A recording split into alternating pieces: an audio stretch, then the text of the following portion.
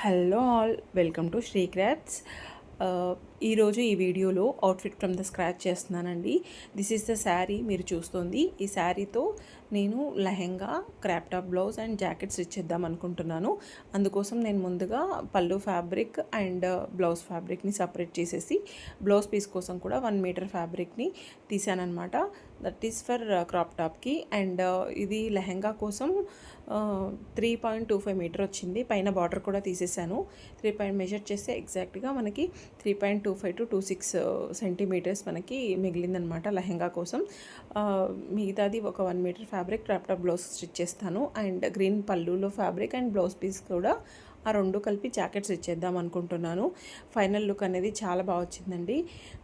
And then ఏంటంటే with the measurements I will give the measurements అండి. ఎట్లా ఫ్రిల్లింగ్కి మనం విత్ ద మెజర్మెంట్స్ ఎట్లా తీసుకోవాలి according to the waste size అనేది చూపిస్తాను.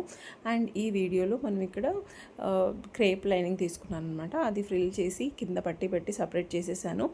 అండ్ మెయిన్ ఫ్యాబ్రిక్కి కూడా ఫ్రిల్స్ పెట్టేస్తున్నాను అనమాట. ఫ్రిల్స్ పెట్టేసి మనకి నెక్స్ట్ వీడియోలో పార్ట్ 2 వీడియోలో లెహెంగాకి ఐరన్ ప్లేట్స్ ఎలా పెట్టాలి ఏంటి అనేది చూపిస్తాను. అండ్ ఈ వీడియో కనుక మీకు నచ్చినట్టయితే లైక్, షేర్, సబ్స్క్రైబ్.